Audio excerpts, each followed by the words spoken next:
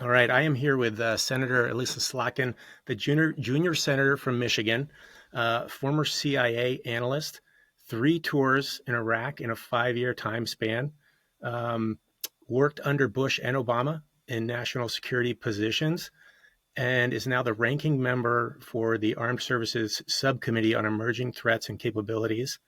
And also, your great grandfather gave us ballpark franks. Is that correct? Yes, yes, we're hot dog. We are a hot dog family. That is very true. Well, fantastic.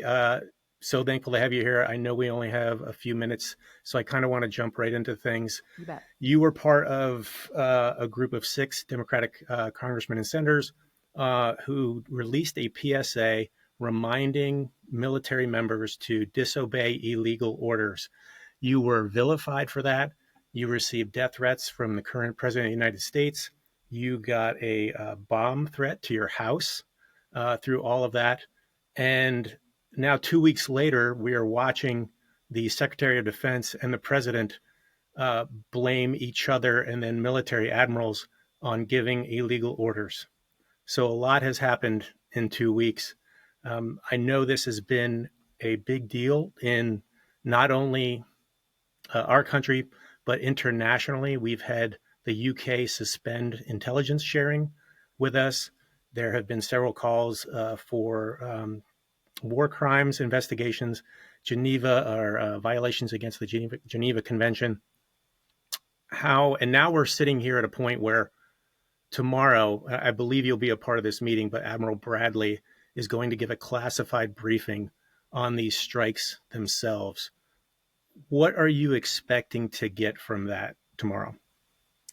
Well, look, I mean, in a normal world, as you know very well, when there's military operations going on, it's very common for the military, the intelligence community to come up to Congress and lay out how those operations are going, what's happening, their success rate, et cetera, et cetera. So my hope and my expectation is we just get some transparency and some clarity on these strikes and the tick-tock of what happened, right? I think, they made quite a bit of noise early on about these videos, and they have videos of everything. Just show us the full video, right? Don't edit it. Just show the world the video.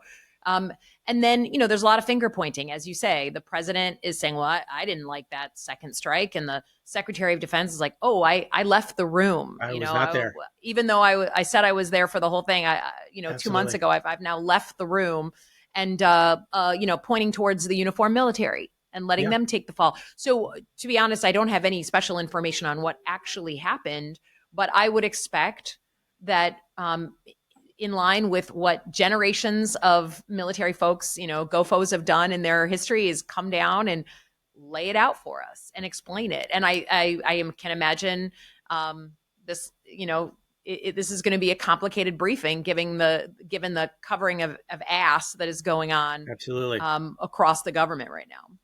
Yeah, because I would imagine that there, in my recollection, in most strikes, there is a chain of correspondence between what takes place leading up to a strike, and you have the Secretary of Defense who has admitted, as you said, to being in the room and watching the video, and now happening to bail out, after that, and then for a period of 3 months, this happened on September 2nd, for a period of almost 3 months, just happening to not be aware of this second strike somehow. But I seem to recall that anything that takes place, especially interdiction, things like that, that there is a chain of correspondence and people signing off and people, receiving after action reports, battle damage assessments, all of those things. For somebody who has said that they are on top of all this, it sure doesn't seem like it. Yeah, I mean, of course. I mean, look, the thing that we know is, the U.S. military is the best military in the world. And we have, a long history of how to conduct operations and how to document those operations. So there's nothing like hard to figure out about this from inside the building. And I think, this latest episode reveals a couple of things. First of all, number one, the buck has to stop with the Secretary of Defense, right? I mean, just leaders step up and say, hey, maybe there's controversial things going on, but I'm going to take accountability, provide transparency, and own up, man up to what's going on. And that's obviously the opposite of what's happening. It's like, he's like, oh, I had to go to the bathroom. Like, I just didn't see it. Yeah. It's the And, fog of war. yeah, right. So he's definitely not taking responsibility, which is a theme for him. Sure. The other thing, that I think this has to be combined with is what I would define at this point as a purge of senior officers, legal officers, IGs, inspectors general, Absolutely. across the Department of Defense. And as a CIA analyst by training, right, we used to look at other countries and their governments and their militaries, right? Hmm. That was our job. And if you saw 20 GOFOs, general officers being removed or early retired, and you saw all the lawyers being like Yep. frog marched out of the building, and all the independent, like if that was happening in the Chinese military, I mean, Yeah. you'd be writing to the president about the military purge and what that means on how they're reshaping the military. So, these strikes are going on in a very changing climate. And the president and the secretary have they're not shy about the fact that they want to use the military as an arm of their agenda, As a not tool. necessarily just U.S. national security interests. Yeah, absolutely. And you brought up a great point. One of the mantras that they've been saying over and over is how they support the military and they back all these decisions and everything.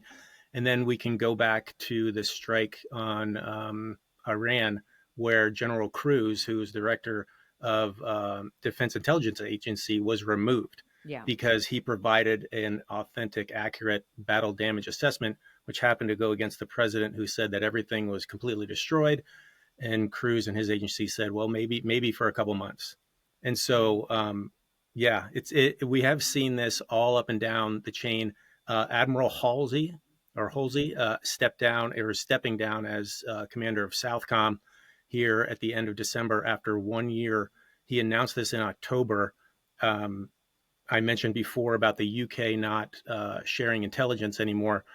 Did you have an awareness? Was there writing on the wall that illegal orders were being given before you made that PSA with your colleagues? Well, certainly we've been hearing all fall, but even before fall, about concerns from folks who are in service right now, new veterans, veterans with who are reaching out to us. Most of us have relationships with folks who Sure. are in uniform. We've been hearing about concerns on two topics for the better part of a year. Mhm. First and foremost, the use of uniformed military in American streets. Yep. The deployment of the Guard, the threat of sending in active duty uniformed military, invoking the Insurrection Act and sending active duty in. Obviously, in DC, we had folks here. So we've been hearing from individuals for a long time saying, like, hey, what if I'm asked to do something like arrest someone or detain someone or, crowd control, something I'm not trained for? We were hearing that in the ether for a long time. And I literally raised this issue with every single DOD nominee up for confirmation since Hegseth. I got into it with Secretary Hegseth in January of last year, right? But it accelerated certainly with a whole new group of people reaching out since September, since the strikes in the Caribbean started. So it's gotten a lot louder from folks who are serving in Southcom, folks who are supporting those missions, certainly as we bring force into the area. So we didn't have any knowledge of, specific news stories that would be dropping on specific days. Honestly, I didn't. But there was a lot of juju in the system. There was a lot of stress in the system. So it ended up being kind of striking timing. And but more than anything, it was the president's reaction to one sentence in a video. There's something there. It's like, thou doth protest too much, right? Too much. The best commentary I saw, which is, it was not me, it was someone on like MSNBC, was like, look, if you walk into a crowded bar and someone yells, "Hey, ugly," and you turn around, you're probably ugly. It's a tell. It's a tell. It's a tell. Yeah. So when we talk about the current investigation that's happening and the briefing tomorrow between with the Senate and the House Armed Services Committees, Hakeem Jeffries is now on record saying, like, hey, we probably won't pursue impeachment because we don't have the House and, they won't let us bring it. My personal preference is pursue the fuck out of it and pursue impeachment. But is this something where, depending on what you see, tomorrow, and obviously over a period of time in this investigation, would you and do you think your colleagues support impeachment of Pete Hegseth? Well, I think a bunch of us have called for his resignation for a long time. I Yep. mean, since Signalgate. And for me, it wasn't. Again, it's not like any one operation or any one Right. signal conversation. It's like I need someone serious leading the Yep. Department of Defense, um, and I need someone who takes accountability for their decisions. And this guy just does not do that. That's not Sure. how he approaches the job. It's sort of like cosplay, It SecDef. absolutely is. So I need to understand what happens. I mean, I Right. think for me and all of us in that video, we're not knee jerk people. Nope. We're not folks, and all of us. I mean, all of us deeply love the U.S. military. It's where we. I mean, I grew up working alongside the military. It is something to me that is the worst case scenario is that the American public doesn't trust the military or doesn't, or fears them in their streets, right? Sure. That to me is my worst case scenario as a country. And so I want to see the facts and understand the details. Again, I think I don't know if I go right to impeachment, but certainly we've already been clear. He should resign, and if not, the president should do what he did a lot in his first term: fire people who Right. are a distraction from the mission of the Department of Defense. Right. Um, at times, I fear that in his first administration, he was surrounded by people who were much more competent. And so it was easy for him to fire people Yeah. when they said things that he didn't like.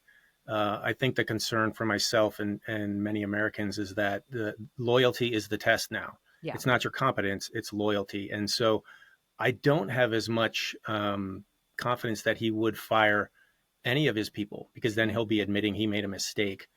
He wasn't stuck with anybody, he chose them. Yeah. And so it is something that I don't expect Pete, depending on what kind of pressure he gets, I don't expect him to suddenly step down and say, oh, I made a mistake. I'm not sure if I can expect the president to say like, oh, I made a mistake and this guy is bad for business. Right. So I think that's the biggest question is, can we hold this individual accountable? Cabinet members historically are not impeached. There's been proceedings a few times between, I think, William Belknap, who was Secretary of War back in the 1800s, and then Mayorkas recently. But the country feels to be thirsting for accountability for a lot of things that are happening. And so it's just a concern that this will be one of those things that kind of slips through the news cycle. Yeah, I think, look, the lack of accountability on so many issues right now is what is just hard for people to process, because I think for most of us, we believed that our system had real checks and balances that Absolutely. would prevent this kind of thing. And what we're realizing, certainly in President Trump's first term, but definitely in 2.0, right, is that a lot of things that we thought were in law, a lot of things that were we considered like important checks on the Sure. system rely on people in leadership in those organizations to actually provide that oversight and that check. Yeah. So my Republican colleagues on really important committees have lots of power to provide oversight over this administration, but they literally recoil from that responsibility and they cede that power to the president. And it's unbelievable, right? Some of these committees are like famous. Like I think of what John McCain would be doing in the Armed Services Committee right now if he were alive. Not to mention Carl Levin, my Michigan senator for many years. Like they would be dominating the conversation in a bipartisan way. Yep. And so it turns out that our system is based on a lot of people wanting to uphold those checks and balances. And if you don't want to, they're not as serious. And that's a real problem. And, what's been interesting and what we always hope, is that there's going to be an issue that clicks back on for my Republican colleagues and they say, oh, you know what? We probably should provide oversight. I've been waiting. Most of us have been waiting, but I'm open to real accountability, however we can get it, because what our system is designed to do is not working right now. No, absolutely. And I think maybe the timing of this is something that obviously concerns senators and congressmen. We had the elections in November, which was, basically a blue tsunami. We just had Afton Bain, I think it's 9 to 10 points. She may, lose by in a 22 plus red Mm-hmm. district. So the writing is on the wall there. And I think a lot of these people, when it comes to this, and then also with the Epstein files, where, suddenly they all voted for it except for Mr. Higgins down in Louisiana. Um, I think it's one of those things where I wish it was dedication to the country. I wish it was dedication to the Constitution, but it seems to be political survival. And if accountability comes at that, then I'll take it. I'll take it whenever I can get it. Mm-hmm. Um, yeah, so I think it brings, and we could talk about this for a long time, especially when it comes to the National Guard. You mentioned the National Guard earlier. Um, it has been nice to see the judicial branch step up in a lot of Yeah. federal court decisions, which appears like it'll go to the Supreme Court here in the near future. We obviously had the tragic incident involving Sarah Beckstrom and Andrew Wolf, the National Guardsman in D.C. a little while ago, where she passed away. Um, do you do you think any of that?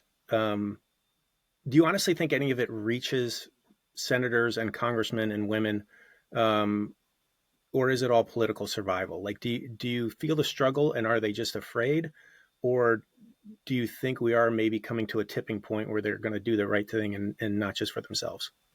Well, I think some of them have been open about literally being afraid Yep. to publicly counter Donald Trump. And look, if my experience is a microcosm of what that is like when the president turns the spotlight on you, I mean, 24/7 security now. We've had Yep. bomb threat at my house. My family has been targeted. They've got law enforcement protecting them. I mean, thousands of threats. I mean, so you get a lot of people who are not looking for that.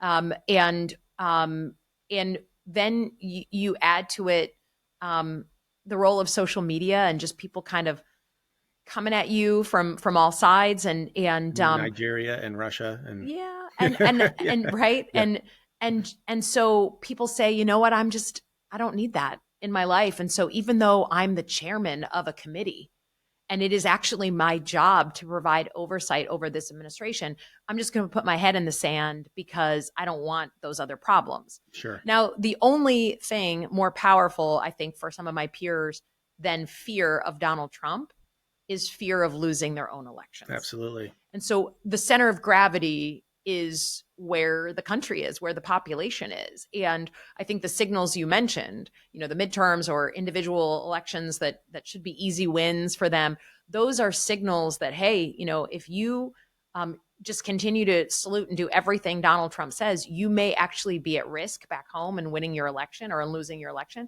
Um, that affects them too. And I sure, wish they were driven by other things. This is why I actually want more service and veteran folks to please run for office, because there's a reason that video came together and we had done other videos together. It's because those who have served in some capacity, particularly served in war zones, we understand and we are mission oriented people. And it just is like a common understanding among us um, that there are things that are more important than us just keeping our jobs or being physically safe. There is a higher purpose there. And we've all done that in other parts of our life. And we've all unfortunately, sacrificed. elected office has now become, Yeah, a sort of a different form of risk. So, anyways, for all the service and veteran folks out there, it's not rocket science. We need you to run for office, please. yeah, It's not that hard. absolutely. I second that. I know I don't have you very long. I would like to continue to touch on Venezuela. I know that is the topic of the moment. So there have been two attempts so far recently to basically cement war powers in Congress. And both of those measures have failed fairly closely. I believe there is another resolution that is happening now or has been offered for another roll call, another vote, if in fact this administration attacks Venezuela. Um, in my mind, isn't that something we could do before that happens? And I know we've done it twice before, but it Mhm. seems like there's a lot more spotlight on it right now. Yeah, and And we may have more attention to it. It seems to me to put military members at risk in any kind of attack, as well as Venezuelan civilians. It seems like to get to that point and then vote, it seems too much. And I'd love to hear your thoughts on that. yeah, I mean, look, two things. Number one, I mean, the average American, especially people of a certain age, I'm 49. It's like we're not looking to get into another war. Yeah. People, especially who served in Iraq and Afghanistan, like they served proudly. They had deep loyalty to their unit, to their fellow brothers and sisters in arms. But like, we're not looking to get into another long conflict. I think the country isn't, right? Looking for that. And so if we're going to get into a land war, and drop Yeah. president talking about, dropping bombs on Venezuela, we should have the conversation before that preemptive war starts, right? So I think that's one thing. But the second thing is just to be completely straight about it. This body, Congress, has absolutely ceded its responsibilities on approving war and peace since the Iraq War. That Yeah. was the last time that we Yep. had a serious vote, and a bunch of people lost their jobs because they voted for the war in Iraq. And so this body, Democrats, Republicans, like everybody for 20 plus years has been like, no, thank you. We don't want to have to vote on really consequential things. And I think that that's BS. I mean, this is literally written into the Constitution. So we do keep having these things come up. You're right. Senator Kane, keeps bringing, Yep. this is kind of his issue. He keeps bringing it up. My colleagues across the aisle, occasionally you get one or two who will show some I've bravery and seen say that. like, Yep. yeah, but it hasn't been enough to pass it. But you're right that context matters, spotlight matters, and this issue is very much in the front and center right now. And so I think it's a really important time to bring it back up. Let people put their money where their Absolutely. mouth is. Just do it. Absolutely. Just Yeah. do it. Do you sense that potentially changing because of all these investigations going on with Hegseth? I certainly think a lot more of my peers have been willing to take the small but important step of creating some criticism of or like alluding to Questioning. criticism, Right. right? It's not Right. even like it's not that brave, but it is like, Yeah. that would be a problem. And but I'll take anything I can get at this point. Absolutely. And so I do think there's a bit of an opening. And in general, we should be having these conversations as a nation. Period. I appreciate that. Thank Thank you you. so much for your time. I really appreciate it. I would have loved to talk to you about the National Guard and several other topics, but you are a busy person. Please be safe, and Thank thank you. you for being here. Thank you. Reach out anytime. Appreciate it. Absolutely. Bye. Bye now.